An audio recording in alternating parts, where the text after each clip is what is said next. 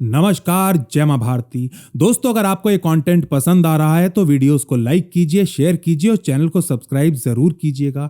Subscribe करने के बाद बेल आइकन भी जरूर दबाइएगा, जिससे कि आपको भविष्य में आने वाले एपिसोड्स का नोटिफिकेशन मिल सके।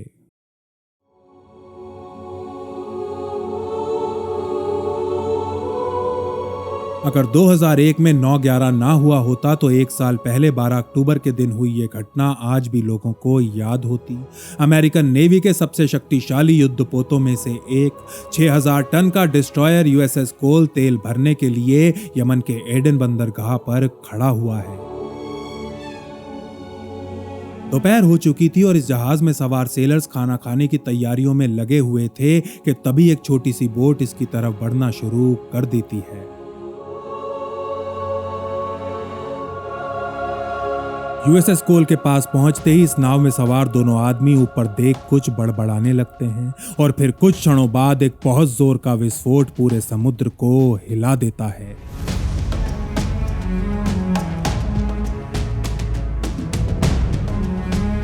बोट के साथ खुद को उड़ा देने वाले ये दोनों आदमी आतंकी थे और इनकी ये बोट 300 किलोग्राम विस्फोटकों से भरी हुई थी। इस हमले में 17 अमेरिकी फौजी मारे जाते हैं जबकि 37 घायल होते हैं। इस धमाके की तीव्रता इतनी भीषण थी कि इसने दुनिया के सबसे शक्तिशाली डिस्ट्रॉयर की बॉडी में 40 फीट गहरा गड्ढा बना डाला था। अगर दो लोगों से लदी एक छोटी सी नाव दुनिया के सबसे शक्तिशाली वॉरशिप को पंगु बनाने के लिए काफी थी, तो इसका मतलब ये था कि अंतरराष्ट्रीय पानी में ऑपरेट करने का गेम हमेशा हमेशा के लिए बदल चुका था।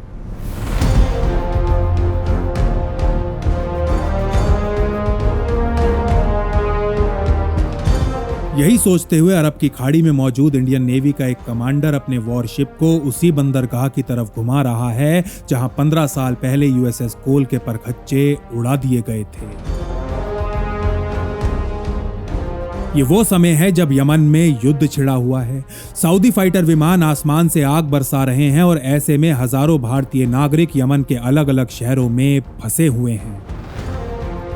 लेकिन इंडियन नेवी का ये कमांडर और इसके 150 साथी यमन में फंसे एक भी भारतीय को पीछे नहीं छोड़ने वाले, चाहे इसके लिए इन्हें कई दिनों तक भूखा प्यासा ही क्यों न रहना पड़े। अपने देश के हजारों नागरिकों की जान बचाने के लिए इंडियन नेवी के ये वीर अपने प्राण दांव पर लगाने वाले थे। जिद पर अड़ चुके ये भारतीय नौसैनिक बार बार जलते नरक के मुंह में घुस के बाहर निकलने वाले थे। ये ऐसा करने वाले थे क्योंकि इनके लिए अब सवाल इनकी ड्यूटी का नहीं बल्कि देश के गौरव का बन चुका था।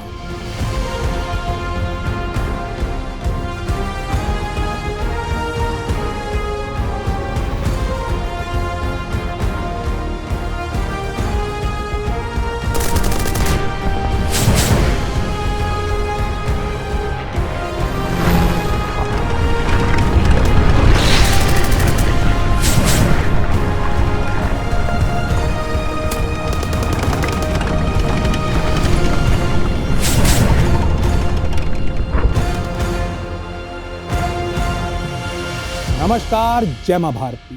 मार्च 2015 ये वो समय था जब यमन के अंदर गृह युद्ध छिड़ा हुआ था। अनेकों हथियारबंद गुट सत्ता हथियाने के लिए एक दूसरे से लड़ रहे थे और इस आग में घी डालने का काम करते हुए सऊदी अरब ने ताबड़तोड़ हवाई हमले करना भी शुरू कर दिया था। हालत कुछ ये हो चुकी थी कि यमन के आसमान में ड्रैगन्स की तरह मंडरा रहे सऊदी F-16 अपने मुंह से आग छोड़ रहे थे और नीचे जमीन पर चारों तरफ, खासतौर पर यमन के तटीय इलाकों में भीषण त्राही त्राही मची हुई थी। इसी दौरान इंडियन नेवी के कमांडर मिलिंद मोहन मोकाशी अरब की खाड़ी में अपने वॉरशिप को ले जिबूती की तरफ बढ़ रहे हैं। अफ्रीका का एक बहुत ही छोटा सा देश जो यमन के बिल्कुल सामने है। दोनों देशों के बीच खारे पानी के अलावा कुछ भी नहीं है।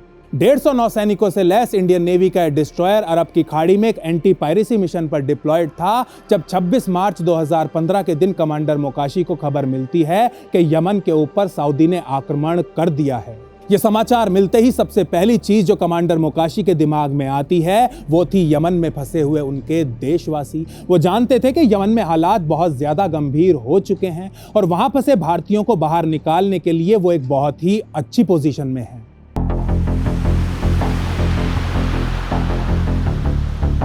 इंडियन नेवी का वॉरशिप आईएनएस सुमित्रा अरब की खाड़ी में कुछ भारतीय व्यापारी जहाजों को एस्कॉर्ट कर रहा है और इसके सीओ कमांडर मिलिंद मोहन मोकाशी के दिमाग में यूएसएस कोल की घटना उछाल मार रही है।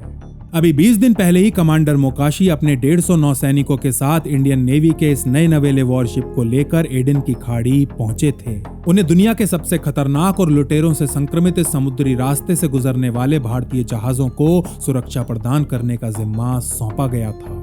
29 मार्च 2015 के दिन कमांडर मोकाशी की कमांड में आईएनएस सुमित्रा जिबूती की तरफ बढ़ रहा था कि उन्हें तुरंत वापस घूम एडन बंदरगाह पर पहुंचने का आदेश दे दिया जाता है। वही बंदरगाह जहां 15 साल पहले 2 आतंकियों ने यूएसएस कोल को मलबे में तब्दील कर दिया था।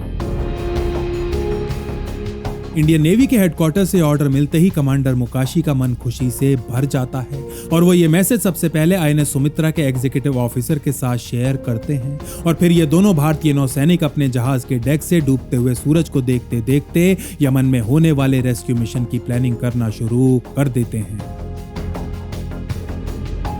अगले 36 घंटों के दौरान आईएनएस सुमित्रा का क्रू बिल्कुल चुपचाप लेकिन पूरे जी जान से इस ऑपरेशन के लिए अपने वॉरशिप को तैयार करना शुरू कर देता है।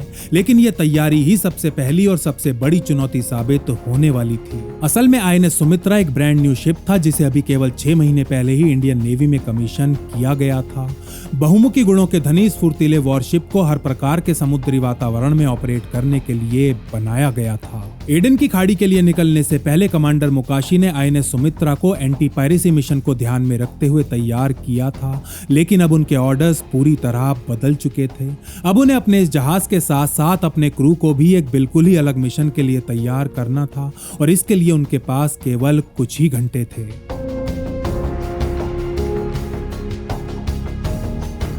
आईएनएस सुमित्रा पर मौजूद हर आदमी 31 मार्च 2015 की रात जागते हुए बिताता है और अगले कुछ घंटों तक ये 150 नौसैनिक आगे आने वाली हर संभव चुनौती का सामना करने की तैयारियों में लगे रहते हैं।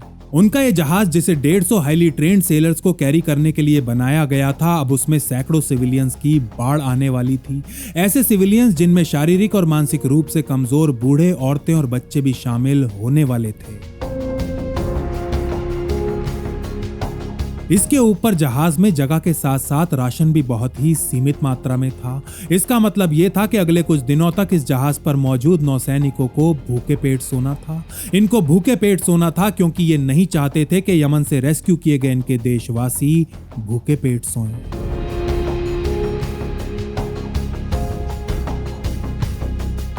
आईएनएस सुमित्रा पर मौजूद हर नौसैनिक को यूएसएस कोल के बारे में पता था। उनको पता था कि वो उसी बंदरगाह की तरफ बढ़ रहे हैं जहां 15 साल पहले अमेरिकी वॉरशिप के ऊपर घात लगा के हमला किया गया था। कमांडर मोकाशी आईएनएस सुमित्रा पर मौजूद 8 मार्कोस की एक टीम को अपने हथियारों और बोट के साथ तैयार होने का आदेश दे देते हैं। एंटी टेरर ऑपरेशंस में ट्रेंड इस मार्कोस टीम को जहाज के चारों तरफ के एरिया को सैनिटाइज करके सिक्योरिटी की एक अभेद्य लेयर बनानी थी। इसके अलावा हथियारबंद नौसैनिकों की एक टीम को भी हर प्रकार की जमीनी मुठभेड़ के लिए तैयार होने का आदेश दे दिया जाता है। अपने सबसे पहले मानवीय मिशन पे जा रहा इंडियन नेवी का केवल 6 महीने पुराना ये वॉरशिप रणभूमि में कदम रख चुका था।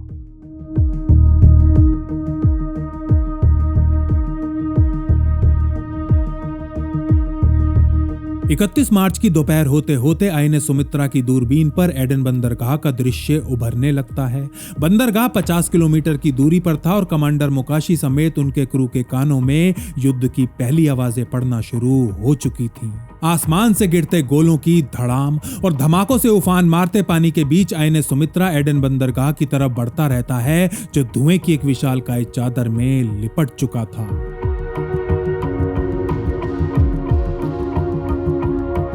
एडन बंदरगाह से 22 किलोमीटर दूर पहुंचते ही आईएनएस सुमित्रा रुक जाता है। इस पोर्ट को सामान्य ऑपरेशंस के लिए बंद किया जा चुका था। सऊदी अरब इसके एयर स्पेस को कंट्रोल कर रहा था और आसमान में मंडराते उसके फाइटर जेट्स रुक रुक कर गोले बरसा रहे थे। कमांडर मोकाशी जानते थे कि बिना सऊदी की अनुमति के और आगे बढ़ना उनके लिए आत्मघाती साबित हो सकता है।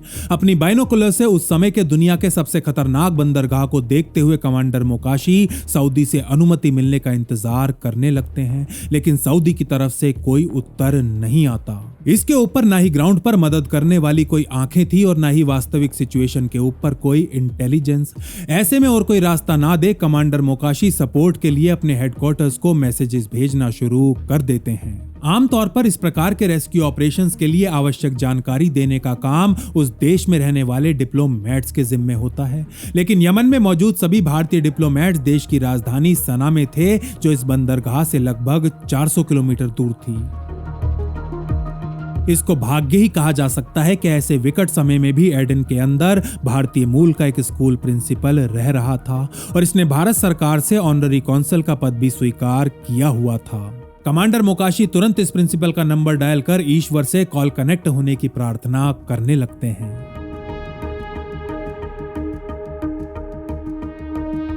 दो तीन बार ट्राई करने पर कॉल कनेक्ट हो जाती है और कुछ घंटियां जाने के बाद वो प्रिंसिपल फोन उठा लेता है। अब तो सारा काम फटाफट हो जाएगा। यही सोचते हुए कमांडर मोकाशी एडन में मौजूद इस प्रिंसिपल से कहते हैं कि वो अपने क्रू को पोर्ट की तरफ फाइनल अप्रोच करने का आदेश दे रहे हैं। लेकिन फोन की दूसरी तरफ मौजूद ये भारतीय इतना ज्यादा आशावादी नहीं था। तनाव भरी आवाज में वो कमांडर मोकाशी से कहता है, कमांडर 5:30 बजे के बाद कुछ भी करना बहुत ज्यादा खतरनाक होगा। मुझे पूरा विश्वास है कि दिन छिपने के बाद बोट्स का इस्तेमाल नहीं किया जा सकता।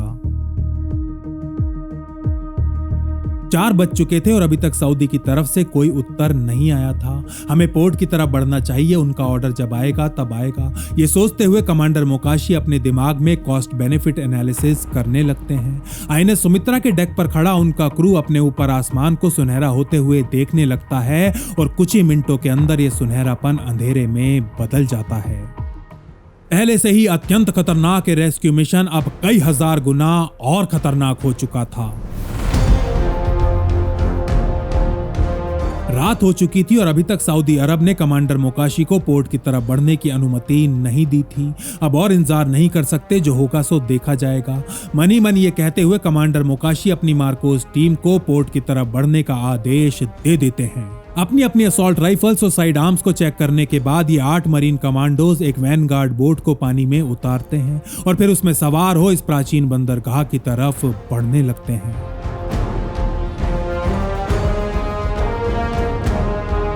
भारतीय मार्कोस की टीम आईएनएस सुमित्रा की तरफ बढ़ने की कोशिश करने वाली किसी भी बोट पर नजर रखते हुए बिना कोई आवाज किए आगे की तरफ बढ़ते रहते हैं। ये मरीन कमांडोज जानते थे कि इस इलाके में आतंकी संगठनों की कोई कमी नहीं है और ये आतंकी एक विदेशी जहाज के ऊपर हमला करने से पहले एक बार भी नहीं सोचेंगे। अपनी सांसें रोके बोट में सवार ये 8 मार्कोस थोड़ी देर बाद पोर्ट पर पहुंच जाते हैं और फिर अत्यंत सावधानी से अपनी बोट को डॉक करने के बाद एक एक करके नीचे उतरना शुरू कर देते हैं। पोर्ट के चारों तरफ अच्छे से नजर फिराने के बाद मार्कोस का टीम लीडर कमांडर मोकाशी को मैसेज करके कहता है, सर अभी तो यहाँ सब कुछ ठीक ठाक ही लग रहा है, लेकिन अगले क्षण कुछ भी हो सकता है और वो क्या होगा ये कहना बहुत ही मुश्किल है। इसलिए हमें जो भी करना है वो बहुत ही जल्दी और बिल्कुल चुपचाप करना होगा।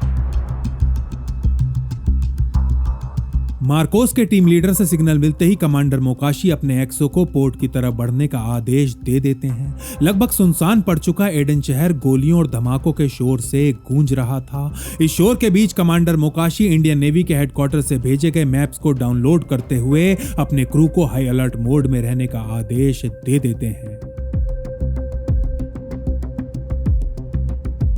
जैसे ही आईएनएस सुमित्रा एडन के तट से 6 किलोमीटर दूर पहुंचता है, कमांडर मोकाशी को ग्राउंड पर मौजूद अपनी मार्कोस टीम से एक और मैसेज मिलता है। इंडियन नेवी के मरीन कमांडोज ने पोर्ट पर कई भारतीय नागरिकों को ढूंढ निकाला था। बहुत ज्यादा सहमे हुए ये भारतीय नागरिक अपनी जान बचाने के लिए कंटेनर्स के अंदर छिपे हुए थे। ये मैसेज मिलते ही कमांडर मोकाशी का चेहरा खुशी से खिल जाता है, लेकिन जैसे ही मार्कोस टीम उनको दूसरा मैसेज देती है तो उनकी खुशी चिंता में बदल जाती है। अपनी जान बचाने के लिए पोर्ट पर छिपे इन भारतीयों की संख्या 350 के आसपास थी, एक संख्या जो आईएनएस सुमित्रा की क्षमता और क्रू की तैयारियों के हिसाब से कहीं ज्यादा थी। ठीक 7:45 पर INS Sumitra port of Aden पर डॉक करना शुरू कर देता है। इंडियन नेवी के इस वॉरशिप को देखते ही यहां मौजूद एकमात्र यमनी अधिकारी शिप के पास आता है और जोर से चिल्लाते हुए कहता है, फटाफट जहाज को डॉक करो, अपने लोगों को भरो और यहां से निकल जाओ। और हाँ, ये सब करने के लिए तुम्हारे पास 45 मिनट हैं। ये कहते ही यमनी अधिकारी वापस मुड़ चलना शुरू कर देता है और कमांडर मोकाशी अपने एक्सो का मुंह ताकने लगते हैं। 45 मिनट। ये दोनों नेवल ऑफिसर जानते थे कि इतने कम समय में सभी भारतीयों को रेस्क्यू करना मुश्किल नहीं, असंभव था। इन सभी सिविलियंस को किसी भी प्रकार के वर्जित सामान के लिए चेक करने के अलावा एक और खतरा ऐसा था जिसके लिए क्रू को बहुत ज्यादा चौकन्ना रहना था। ये खतरा था भेड़ की खाल में छिपने वाले भेड़ियों का खतरा। अपने शरीर से विस्फोटक लपेटे कोई आतंकी जो 500 भारतीयों से लदे इस जहाज को बड़े ही आराम से जल समाधि दिला सकता था। इस चुनौती से कैसे निपटा जाए, कमांडर मोकाशी अभी ये सोच ही रहे होते हैं कि तभी उनकी मुश्किलें बढ़ाते हुए नई दिल्ली के नेवी हेडक्वार्टर से एक और आदेश आता है। बिना कोई समय गवाए तुरंत सभी भारतीयों को लेके वहां से निकल जाओ।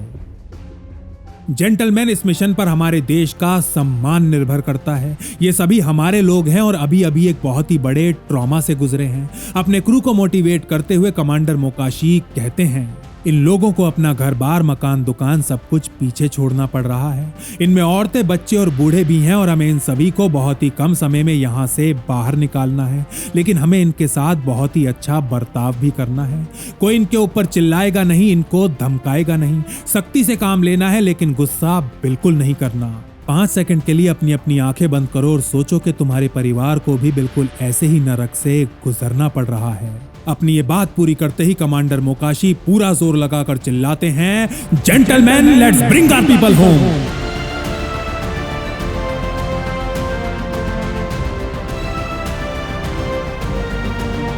कमांडर मोकाशी के इन शब्दों को सुन जोश से भर चुका एनएस सुमित्रा का क्रू बोर्डिंग प्रोसेस शुरू कर देता है। नागरिकों के सामान की स्कैनिंग करने के बाद उसको शिप के एक अलग हिस्से में रख दिया जाता है और हर नागरिक की फोटो खींचने के बाद हाथों से उसकी तलाशी भी ली जाती है। क्योंकि एनएस सुमित्रा के क्रू में एक भी महिला नहीं थी, इसलिए इन भारतीय नागरिकों में से ही कुछ बुजुर्ग महिलाओं को बाकी सभी महिलाओं की तलाशी लेने का जिम्मा सौंप दिया जाता है।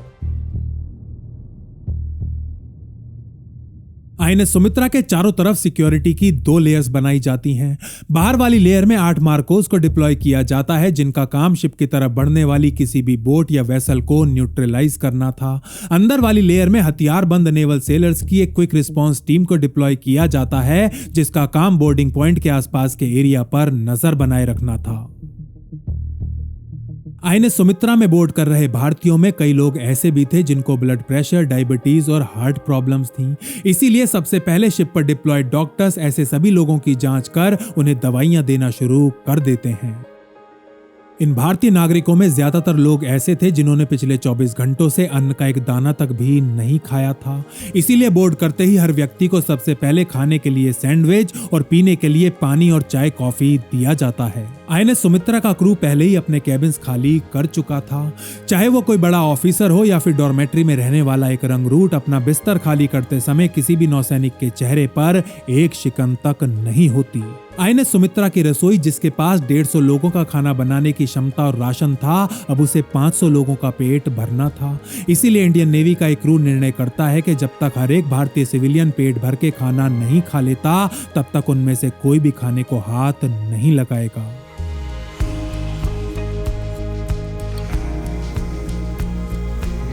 आखिरी भारतीय नागरिक के बोर्ड करते ही मार्कोस टीम और क्यूआरटी अपनी रेडी टू फायर पोजीशंस को छोड़ वापस आईएनएस सुमित्रा में चढ़ जाते हैं और इंडियन नेवी का यह समुद्री दैत्य अपनी बर्थ से बाहर निकलना शुरू कर देता है। जल्द से जल्द एडन की खाड़ी से बाहर निकलने के लिए जहाज पूरी रात अपनी फुल स्पीड पर सेल करता है। शारीरिक और मानसिक रूप से बुरी तरह थक चुके ये भारतीय नागरिक आज कई रातों के बाद सुरक्षित महसूस कर रहे थे और इसी सुरक्षा का कंबल ओढ़ ये चैन की नींद सो जाते हैं।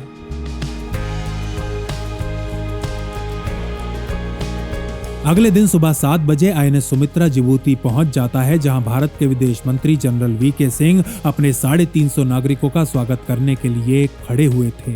यमन से 350 भारतीयों को रेस्क्यू किए जाने की एक खबर पूरी दुनिया में आग की तरह फैल जाती है। आंखों में आंसू लिए शिप से नीचे उतर रहे सिविलियंस और मुस्कुराते हुए उनको नीचे उतार रहे इंडियन नेवी के सेलर्स की तस्वीरें सोशल मीडिया पर वायरल होने लगती हैं, बड़े बड़े अखबारों के फ्रंट पेजेस पर छपने लगती हैं। आईएनएस सुमित्रा को रीस्टॉक किया जाने लगता है और इसके क्रू को आराम करते अभी 2-3 घंटे ही हुए होते हैं कि तभी नई दिल्ली से कमांडर मोकाशी के लिए नए ऑर्डर्स आ जाते हैं। इस बार उन्हें यमन के एक दूसरे हिस्से से भारतीयों को बाहर निकालना था, एक हिस्सा जो आग की लपटों में तब्दील हो चुका था। 1 अप्रैल के ही दिन यमन के अल हुदैदा शहर में स्थित एक विशालकाय डेयरी फैक्ट्री के ऊपर सऊदी विमानों ने ताबड़तोड़ बम बरसाए थे। भारतीयों की एक बड़ी तादाद अल हुदैदा में रहती थी और कई भारतीय भी इस फैक्ट्री में काम किया करते थे। इस हमले में भारतीय खून जरूर बहा होगा। इसी चिंता में डूबे कमांडर मोकाशी और उनके साथी अपने जहाज को फुल स्पीड पर अल हुदैदा की तरफ सेल करना शुरू कर देते हैं। एडन के मुकाबले अल हुदैदा तक पहुंचना कहीं ज्यादा मुश्किल साबित होने वाला था। यहां आने वाले जहाजों के लिए दिन में ही आने और वापस लौटने के सख्त निर्देश जारी किए गए थे। इसके ऊपर से कमांडर मोकाशी के पास इस पोर्ट के नेविगेशनल मैप्स तक नहीं थे। अगर उनके पास कुछ था तो यहां फंसे अपने नागरिकों को सुरक्षित बाहर निकालने का ऑर्डर। आसमान में गरज रहे सऊदी विमानों के शोर के बीच एक छोटे से चैनल से होते हुए आईएनएस सुमित्रा अल हुदैदा की तरफ बढ़ तो रहा था, लेकिन एक बात जो इसके क्रू को अभी तक नहीं पता थी वो ये कि इस शहर के ऊपर हाउदी नामक एक हथियारबंद बागी संगठन कब्जा कर चुका था।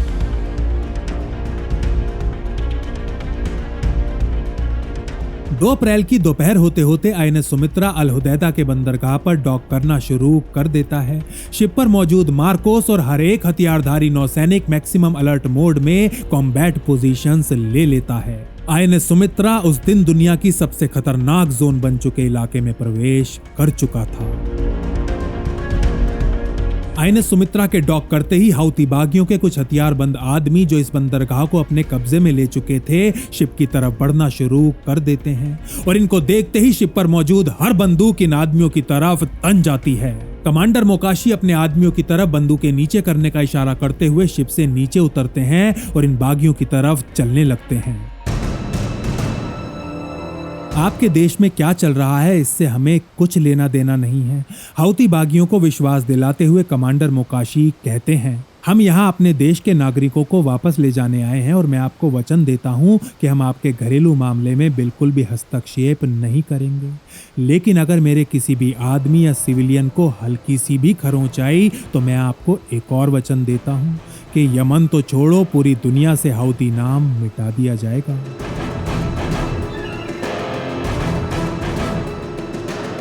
इंडियन नेवी के इस निडर ऑफिसर के मुंह से ये शब्द सुन ये हाउदी बागी थोड़ी देर के लिए बिल्कुल अवाक रह जाते हैं और फिर एक दूसरे से कुछ फुसफुसाने के बाद इनमें से एक आदमी कमांडर मोकाशी से कहता है, ठीक है, तुम्हारे पास अपने लोगों को निकालने के लिए 2 घंटे हैं। 4 घंटे के बाद मुझे तुम्हारा शिप और शक्ल दोनों ही यहाँ नहीं दिखने चाहिए। ये कहते हुए ये हथियारबंद बागी अपने रास्ते लौट जाते हैं और कमांडर मोकाशी अपने क्रू को सिविलियंस की स्क्रीनिंग और बोर्डिंग शुरू करने का सिग्नल दे देते हैं।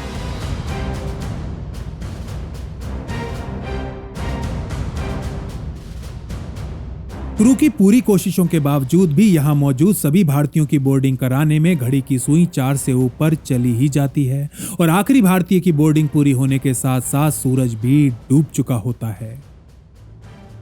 317 भारतीय नागरिकों को ले ये जहाज अभी अल हुदैदा के बंदरगाह से निकलता ही है कि एक के बाद एक 2 बॉम्ब इस बंदरगाह के ऊपर आकर गिर जाते हैं। अपने डेक पर खड़े दृश्य देख रहे कमांडर मोकाशी अपने एक्सओ को 25 नॉट्स यानी कि 40 किलोमीटर प्रति घंटे की स्पीड से शिप को सेल करने का आदेश दे देते हैं और देखते ही देखते आईएनएस सुमित्रा बिना चांद की सियाह रात के अंधेरे में ओझल हो जाता है।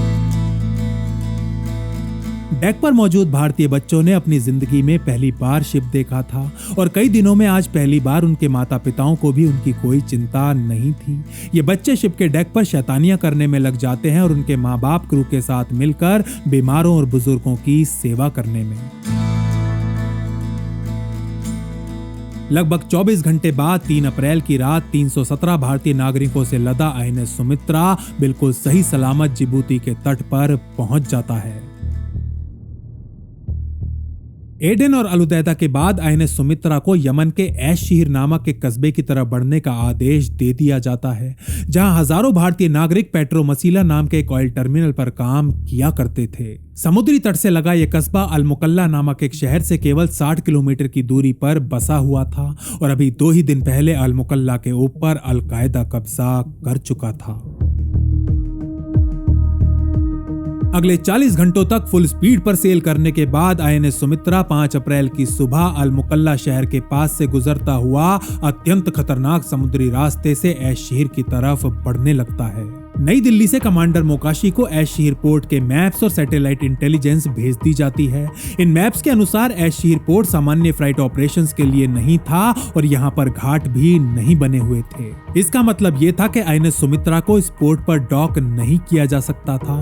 कोई दूसरा रास्ता न देख कमांडर मोकाशी निर्णय लेते हैं कि आईएनएस सुमित्रा पोर्ट से थोड़ी दूर पानी में ही अपनी पोजीशन होल्ड करेगा और भारतीय नागरिकों को बोट्स में बिठा पोर्ट से शिप तक लाया जाएगा। ये सब सोचने में आसान था, कहने में आसान था, लेकिन करने में नहीं। दिन के उजाले में सिविलियन से लदी बोट्स को बार बार सेल करवाना सुरक्षा की दृष्टि से अत्यंत खतरनाक साबित हो सकता था।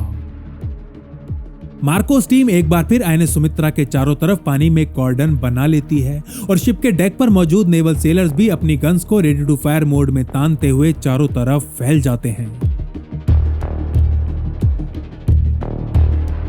सिविलियन से भरी पहली बोट अभी आईएनएस सुमित्रा तक पहुंचती ही है कि तभी मार्कोस की नजर उनके शिप की तरफ बढ़ रही कुछ छोटी बोट्स के ऊपर पड़ती है।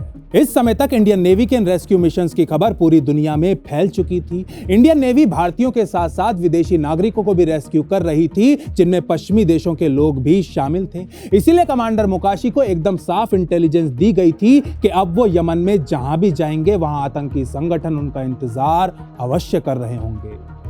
ये सभी बोट्स आईएनएस सुमित्रा से थोड़ी दूरी पर आकर रुक जाती हैं। ये कह पाना मुश्किल था कि किसमें सिविलियन सवार थे और किसमें आतंकी, कौन सी बोट मछलियों से भरी हुई थी और कौन सी बारूद से।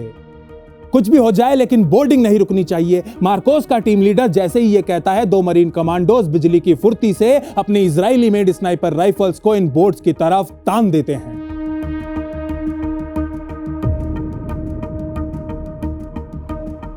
अगले कुछ घंटों के दौरान इतिहास के सबसे तनावपूर्ण मानवीय रेस्क्यू मिशन को अंजाम दिया जाता है। भारतीय नौसैनिक केवल 2 बोट्स का इस्तेमाल कर 203 सिविलियंस को इंडियन नेवी के इस वॉरशिप में बोर्ड करवाते हैं और इन कुछ घंटों के दौरान एक क्षण के लिए भी इस शिप पर मौजूद किसी भी बंदूक के ट्रिगर से उंगली नहीं हटाई जाती।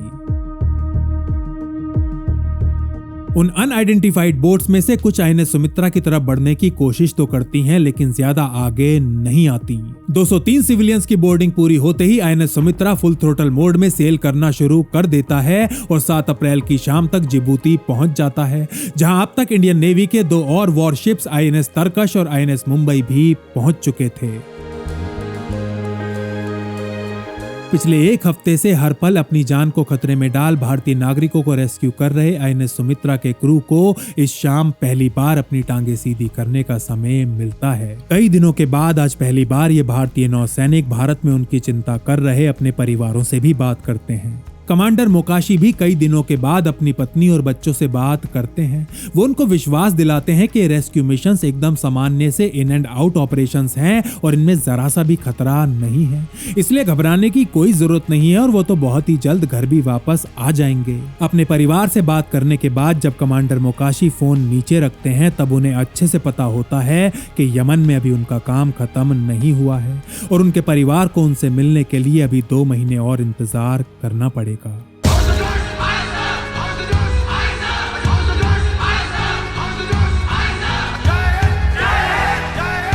कमांडर मोकाशी के नेतृत्व में आईएनएस सुमित्रा 9 और 15 अप्रैल के दिन अल हुदैदा में 2 और रेस्क्यू ऑपरेशंस को कंडक्ट करता है, जिनमें क्रमशः 349 और 403 सिविलियंस को सफलतापूर्वक रेस्क्यू किया जाता है। कुल मिलाकर आईएनएस सुमित्रा 1621 लोगों को बाहर निकालता है, जिनमें भारत समेत 26 अलग अलग देशों के नागरिक शामिल थे।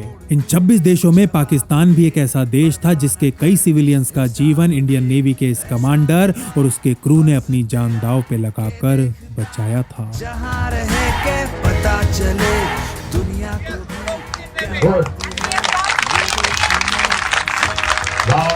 भी